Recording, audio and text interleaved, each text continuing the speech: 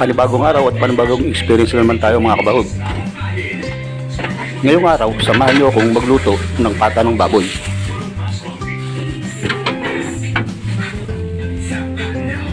Bali, pina-chop na natin sa palengke ang ating pata ng baboy. Bali, huhugasan na lang natin. Bali, hinugasan na lang din pala natin ng ilang beses yan mga kabahog para mas safe naman pag niluto natin.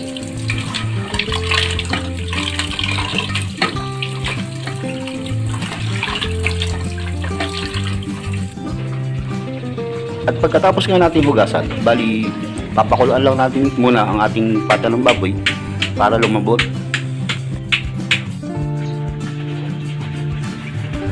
At habang pinapakuluan nga natin ang ating pata ng baboy ay ihanda na natin ang mga ricado.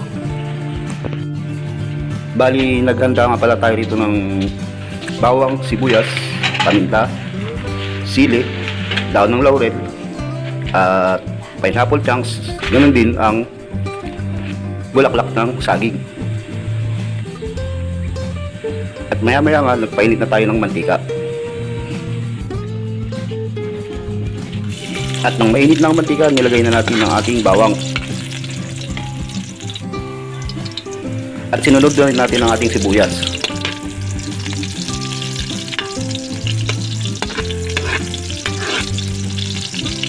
Bali, hahalu-haluin lang natin ang ating bawang at sibuyas. Bali, dito lang din pala tayo nagluto sa aming likod bahay. At nang okay na ang ating bawang at sibuyas, nilagay na rin natin ang ating pata ng baboy. Bali, malambot na rin yan, gawa ng ating pinakuluan kanina.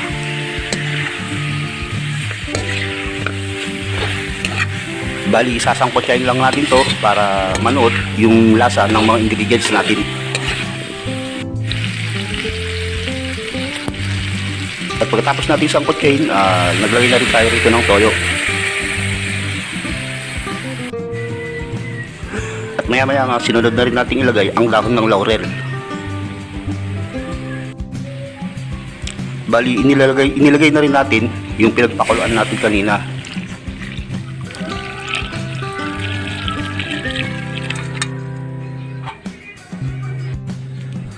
At naglagay na rin tayo rito ng paminta. Bali, durog na paminta nilagay natin. At hayaan muna natin kumulo ng mga ilang minuto.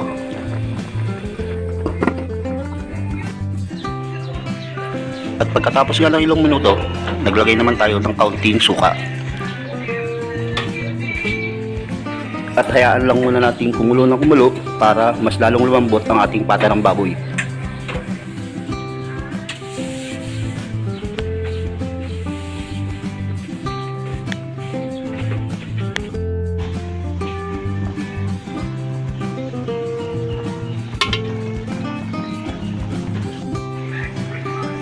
At nung malambot na ang ating pata ng baboy, nilagay na muna natin yung sabaw ng ating pineapple chunks.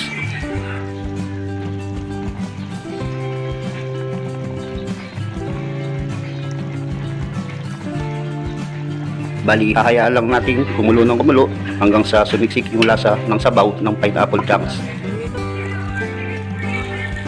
Bali, naglagay na rin tayo ng bulaklak ng puso ng saging.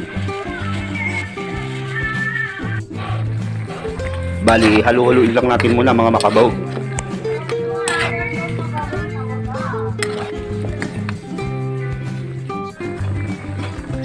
Naglagay na rin pala tayo rito ng konting asukal, pampalinamnam.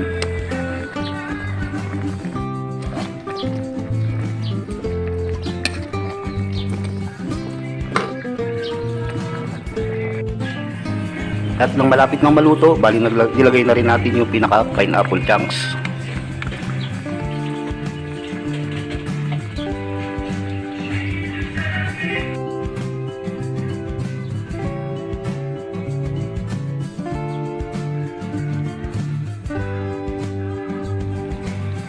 At yan nga mga kabahog, luto ng ating pininyahang pata ng baboy.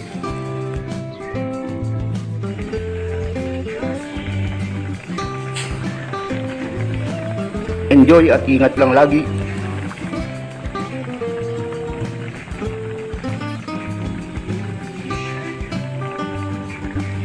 See you sa susunod na eksena mga kabahog.